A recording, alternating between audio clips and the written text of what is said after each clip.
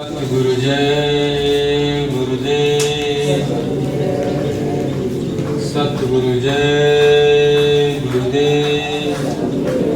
सतगुरु जय गुरुदेव नाम किसका? सतगुरु जय गुरुदेव नाम किसका? सतगुरु जय गुरुदेव नाम किसका? प्रभु का पावन नाम, प्रभु का पावन नाम, प्रभु का पावन नाम। सतगुरु जय गुरुदेव। भरोसो चरण कमल का तेरो,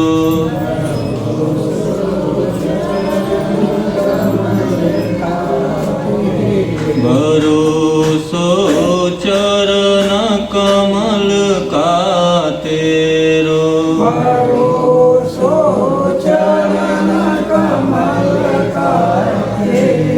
सांस सांस पर आस तुम्हारी, सांस सांस पर आस तुम्हारी, सांस सांस पर आस तुम्हारी, सांस सांस पर आस तुम्हारी। और न काहूँ केरी भरोसो चरण कमल का तेरो, भरोसो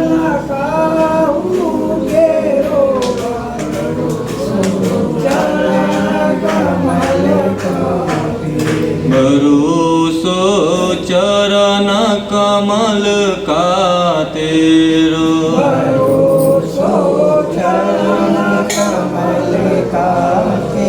जब से जीव भया संसारी, जब से जीव भया संसारी, जब से जीव भया संसारी, जब से जीव भया संसारी। गिरे काल के फेरे भरोसो चरण कमल का तेरो, गिरे काल के फेरे भरोसो चरण कमल का तेरो, सांस सांस पर आस तुम्हारी, सांस सांस पर आस तुम्हारी। और न काहूँ केरो भरोसो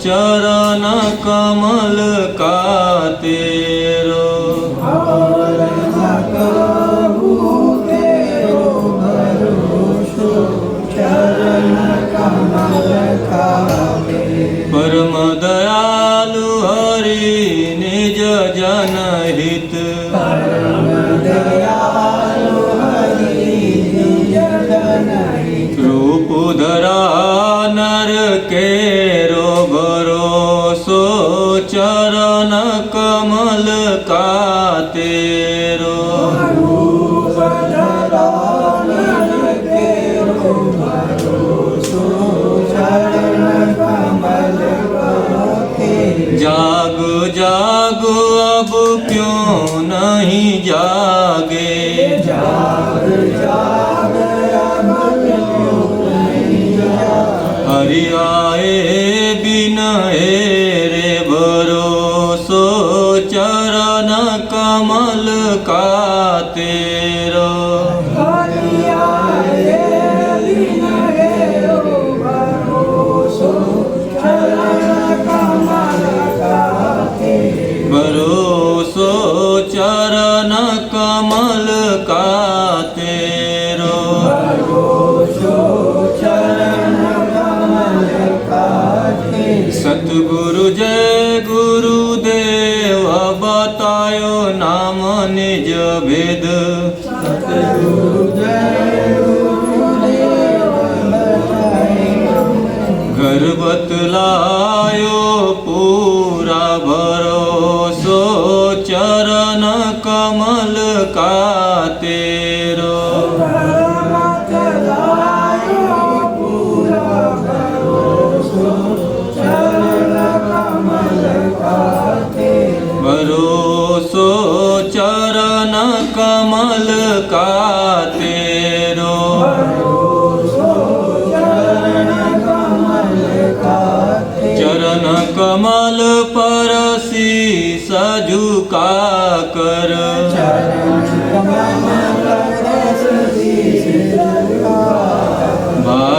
जगा निज लेरो भरोसो चरण कमल का तेरो भाग्य जगा निज लेरो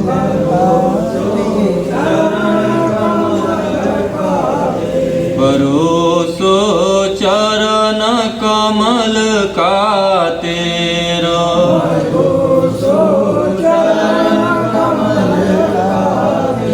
सतगुरु जय गुरुदेव, सतगुरु जय गुरुदेव।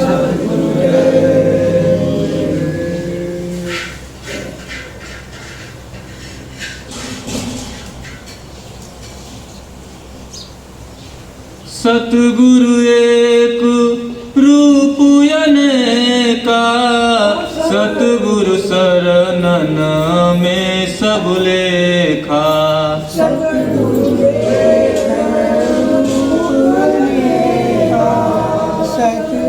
शरण में सब लेखा। सतगुरु एक रूप अनेका, सतगुरु शरणन में सब लेखा।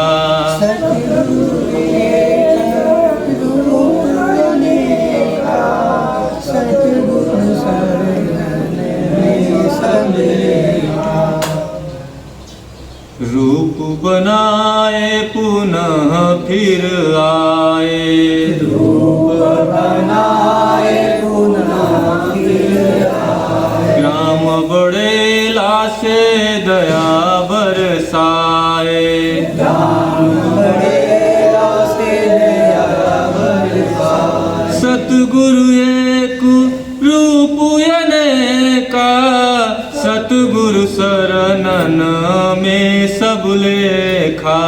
सतगुरु एक रूप अनेका, सतगुरु शरण में सब लेखा। मौज बनाए पुनः फिर आए, ग्राम बड़ेला से दया बरसाए।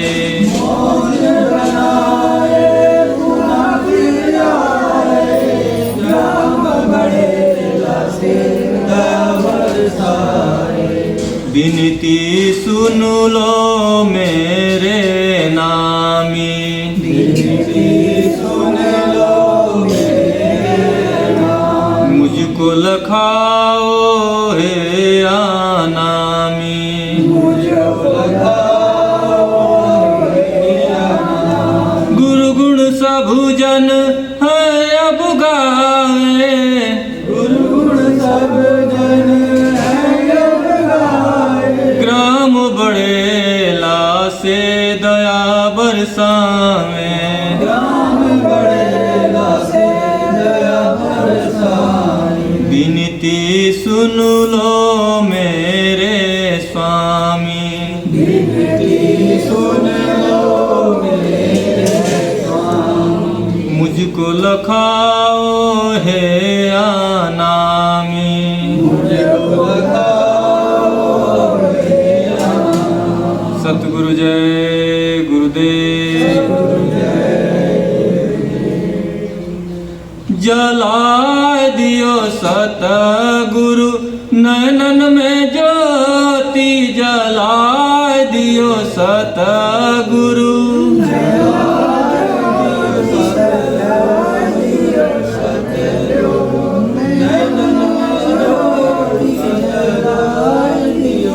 जलाए दियो सतगुरु नयनन में ज्योति, जलाए दियो सतगुरु।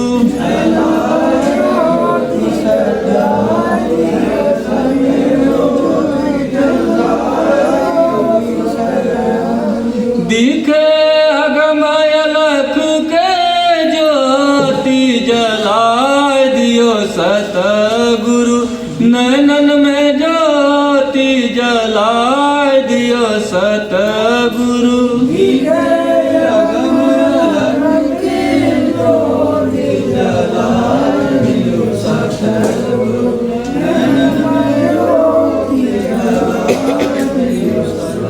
बड़ा अनोखे मेरे सतगुरु प्यारे,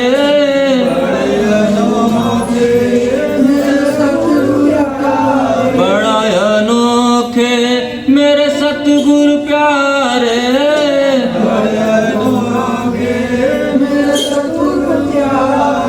दिखा गया मुझको सतरूप जलाए दियो सतगुरु, नैनन में ज्योति जलाए दियो सतगुरु।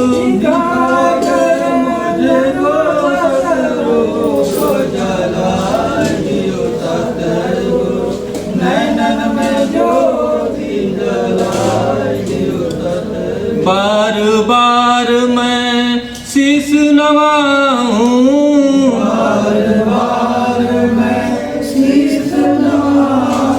सतगुरु के लिए मर मिट जाऊं,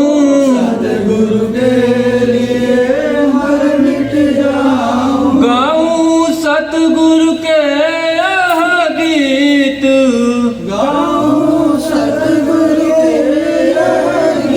ये है जन्म जन्म से प्रीत जला दियो सतगुरु, नैनन में ज्योति जला दियो सतगुरु।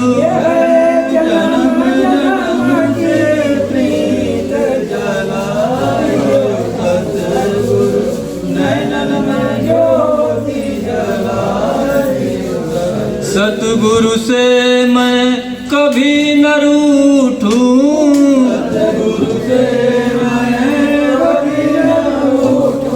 जग से चाहे जाऊं रूठ जलाए दियो सतगुरु, नैनन में ज्योति जलाए दियो सतगुरु।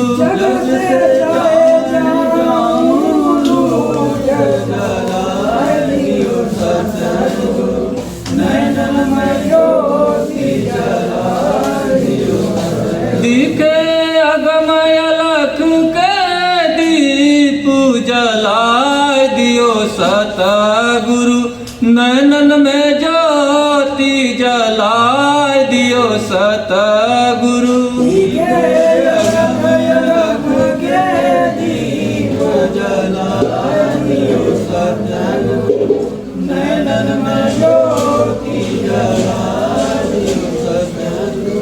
सतगुरु जय गुरुदेव, सतगुरु जय गुरुदेव, सतगुरु जय गुरुदेव नाम किसका, सतगुरु जय गुरुदेव नाम किसका।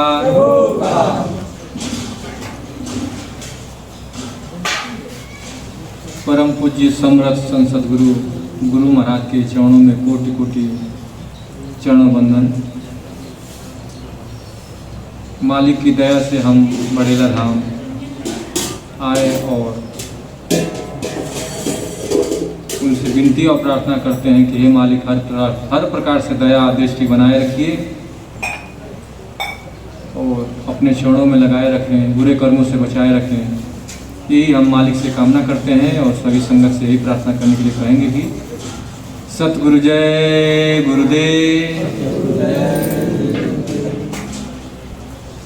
इस भागम भाग के ज़िंदगी में जो मालिक ने हम लोगों को प्रभु प्राप्ति के लिए, निज धाम के लिए जो रास्ता बताया है,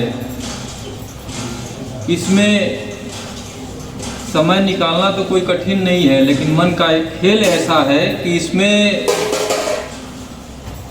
इसको छोड़ करके हर कार्य संसार का सबसे प्रिय लगता है और सबसे उच्च यही लगता है कि पहले वो है, इसके बाद दूसरे नंबर पर परमार्थ है। लेकिन इस संसार के भागम भाग जिंदगी में हम संसार के साथ साथ यदि परमार्थ का भी समय निकाल रहे हैं और एक घड़ी, दो घड़ी, 1 घंटे, 2 घंटे, 4 घंटे जो भी समय मालिक के लिए निकाल रहे हैं, कि मालिक की दया से ही हो पा रहा है और कोई भी जीवात्मा और किसी के अंदर ऐसी पावर नहीं है जो मालिक के बिना ही मालिक को याद किया जा सके। और बहुत मालिक के चरणों में विनती और प्रार्थना है कि ऐसे ही हम लोग मालिक को याद करते रहें और उनके चरणों में लगे रहें। हम लोगों का ये बहुत सौभाग्य है, या जो भी मालिक की दया समझिए, इसकी वजह से हम लोग मालिक को याद करते आ रहे हैं और ऐसे ही हमेशा याद करते रहें और उनके चरणों में लगे रहें। सतगुरु जय गुरुदेव।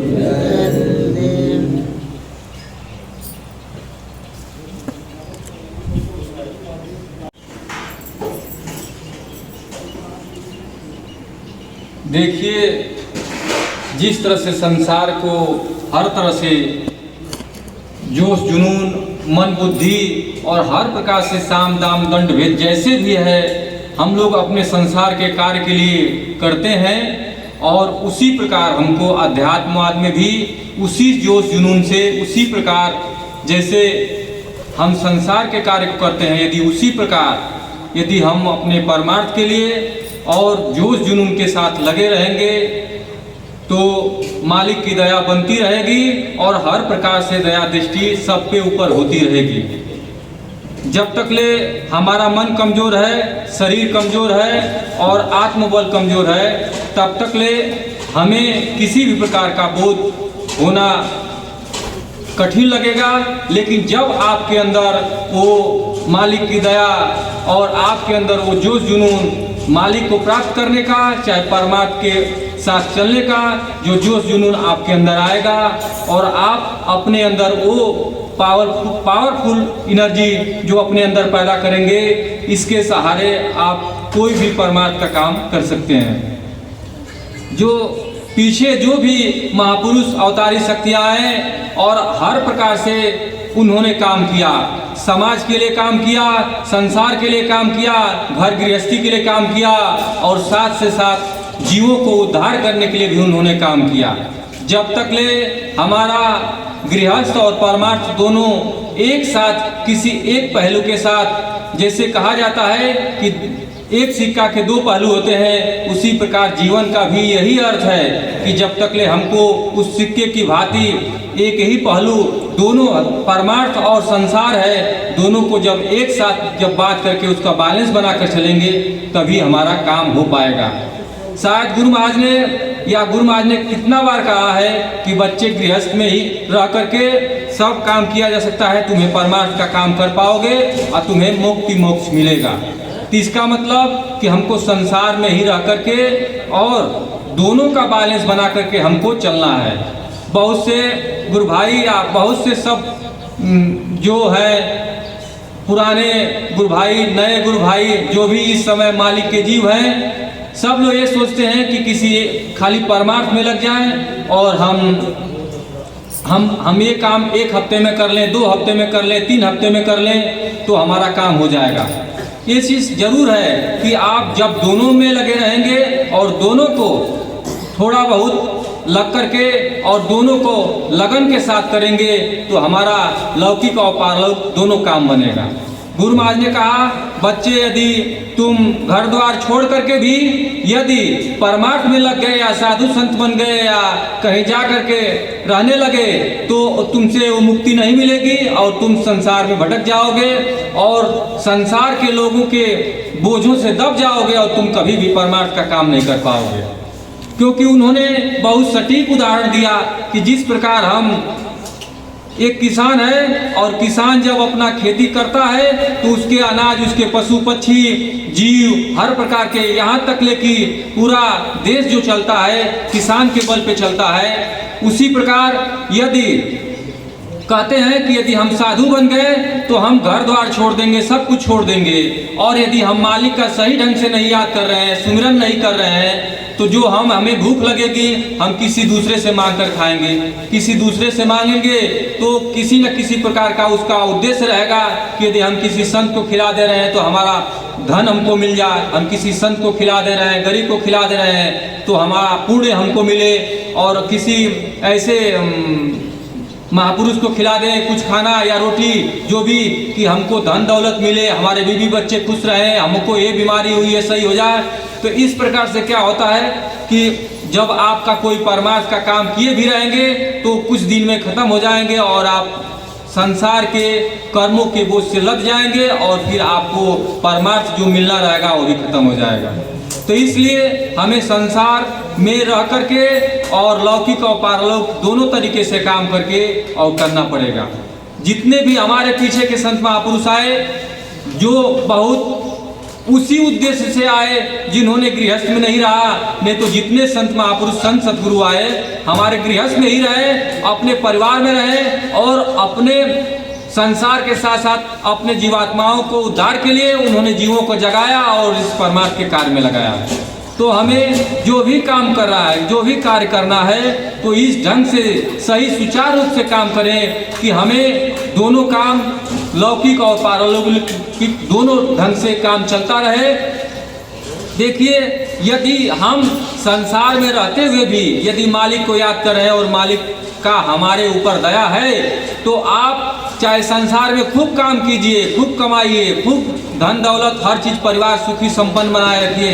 यदि मालिक को आप याद कर रहे हैं तो आपका बैलेंस सही ढंग से चलता रहेगा और आपको जीवन में किसी भी प्रकार की समस्या और कठिनाई नहीं आएगी। सबसे समस्या की बात ये होती है कि यदि हम अपने संसार का सही ढंग से काम नहीं कर सकते हैं तो परमार्थ का भी सही ढंग से काम करने में बड़ी मुश्किल होगी, क्योंकि इस संसार में हमें इस प्रकार से एक बांधा गया है, मर्यादित ढंग से बांधा गया है कि जब तक ले हम उस मर्यादाओं को सही ढंग से सुचारू रूप से नहीं चला पाएंगे तब तक ले क्या होगा कि हमारा जो अध्यात्मवाद है और परमार्थ है वो सही ढंग से कार्य नहीं करेगा। क्योंकि इस संसार के नींव पे इस जो लौकिक जो जीवन है हमारा गृहस्थ है, इसी के आधार पे ही हमारा जीवन जो है हमको अध्यात्मवाद की तरफ ले जाएगा। क्योंकि हमारा जो बीज बोया गया है उसी गृहस्थ पे ही बोया गया है, उसी गृहस्थ के जमीन पे बोया गया है और उस गृहस्थी में रह करके और जब तक ले वो गृहस्थ जैसे पेड़ होता है, पेड़ को किसी पहले तो उसको बीज बोया जाता है, उसमें ऊपर बड़ा होता है, धीरे धीरे बड़ा होकर के फल लेता है। उसी प्रकार गृहस्थ में ही हम रहे हैं और हर प्रकार से गृहस्थी का जो भी कार्य है उसको सुचारू रूप से हम काम कर रहे हैं और उसमें से जब समय आएगा उसमें थोड़ा थोड़ा हम अध्यात्मवाद का सींचते रहेंगे पानी दे करके, तो एक दिन हमें अध्यात्मवाद का वो फल हमें मिलेगा जो आपको लगेगा कि उस गृहस्थ में रह करके ही वो आपको फल परमार्थ का और अध्यात्मवाद का मिलने लगेगा, जो आपको मालिक की तरफ अग्रसर रह करके और उनके देश ले जाने के लिए अग्रिम प्रयास करते हुए और आपको मालिक एक ना एक दिन आपको पार कर देंगे। तो सबसे बड़ी जिम्मेदारियां ये होती है कि जब तक ले आप घर परिवार को प्राथमिकता दे करके और अध्यात्मवाद में नहीं लगेंगे तब तक ले कोई भी काम सही ढंग से नहीं हो सकता है। ये मालिक का भी पहले से ही कहते आए हैं, आदेश देते आए हैं और आपको सर्वप्रथम जब तक ले आपके घर परिवार में सही ढंग से कोई कार्य नहीं चलेगा, सही ढंग से कोई व्यवस्थाएं नहीं रहेंगी तो आपके परिवार में हर प्रकार के कलह और समस्याएं पैदा होती रहेंगी और आप जब भी परमार्थ की तरफ लगे रहेंगे तो परमार्थ में आपको हमेशा वो समस्याएं आपके सामने आकर खड़ी हो जाएंगी और आपका लौकिक और पारलौकिक दोनों काम में जीवन में बाधा आएगा और आप कोई भी काम सही ढंग से नहीं कर पाएंगे। तो सर्वप्रथम हमको जो भी जीवन है, जीवन के साथ साथ आपको मर्यादित ढंग से गृहस्थ में भी रह करके उसको इस ढंग से सुचारू रूप से करना है जो आपको इतिहास गवाह है कि बड़े से बड़े सेठ साहूकार और धन दौलत कमाने वाले लोग अपने इस आश्रम जीवन में गुरु को बनाए और उन्होंने संसार को भी सही ढंग से चलाया और अध्यात्म को भी सही से चलाया। उन्होंने तन मन और धन हर प्रकार से लगाया, तन मन धन। तन उनको तन की जरूरत थी तो तन गुरु में समर्पित कर दिया, धन की जरूरत हुआ तो धन गुरु को समर्पित कर दिया और मन आपको हमेशा मन का जरूरत हुआ तो मन गुरु महाराज में आप अर्पित कर दिया कि हे मालिक आप ही के जीव हैं, आप ही के शरण में हैं, हर तरह से दया दुआ दीजिए कि हम भी आपका जो भी सेवा कर सके या अपने जीव का कल्याण कर सके। और यही मनोकामना जब अपने रोज के दिनचर्या में करते रहेंगे तो आपका हर प्रकार से हर काम बनेगा और इसमें आप सुचारू रूप से कोई भी काम कर सकेंगे। सतगुरु जय गुरुदेव, सतगुरु जय गुरुदेव।